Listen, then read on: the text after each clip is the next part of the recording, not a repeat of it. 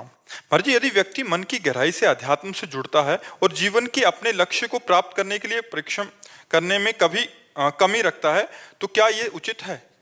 मतलब जी, संसारिक लक्ष्य बन गया कोई और अध्यात्म में क्या भाव अभी प्रश्न? महाराज जी, मतलब जैसे हम सोचते हैं कि अध्यात्म की तरफ जा रहे हैं, पर कर्म भी जरूरी है और कर्म हमें भौतिकता की तरफ कई बार ले जाता है। तो अध्यात्म का मतलब क्या समझाया आपने? नहीं, अध्यात्म का मतलब भी है प्रभु का नाम से सही रास्ते पे चलना।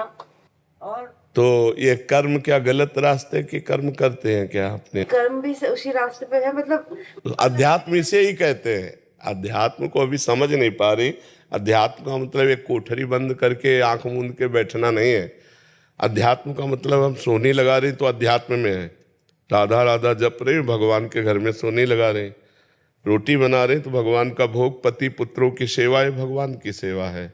जो भी, मान लो आप मास्टर हैं तो विद्यार्थी रूप भगवान आए, उनको हम पढ़ा रहे हैं। आप डॉक्टर हैं तो मरीज रूप भगवान आए, उनकी सेवा कर रहे हैं। आप वकील हैं, आप न्यायाधीश हैं तो धर्म के साक्षी होकर के दोषी को दंड दिलाना और निर्दोष को मुक्त करो, ये सब भगवान का ही तो भजन है, ये अध्यात्म ही तो है। अगर हम व्यवहार को अध्यात्म ना बना पाए तो अध्यात्म कोई अलग चीज है क्या? जैसे कृष्ण भगवान ने कर्म करो, अपने कर्म करो, और सही ढंग से यदि हम कर्म कर रहे हैं तो वो एक तरह से नाम जप करते हुए मामुनिस्मर युद्ध च, मामुनिस्मर युद्ध च, मेरा स्मरण करते हुए युद्ध रूपी कर्तव्य कर्म करो। तो युद्ध से खतरनाक कोई कर्तव्य कर्म है नहीं। तो हर काम करते हुए नाम जप करो, हर कर्म भगवान को समर्पित कर दो, यही अध्यात्म है।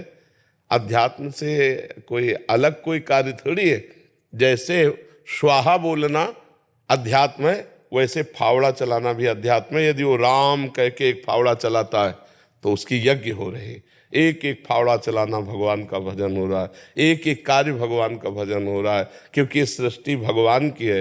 हम भगवान को निमित्त मात्र कर्म केवल कर रहे हैं, भगवान को रिझाने के लिए, भगवान के बल से, भगवान की दी हुई वस्तु से अपने भगवान के दिए हुए परिवार का पूजन कर रहे हैं।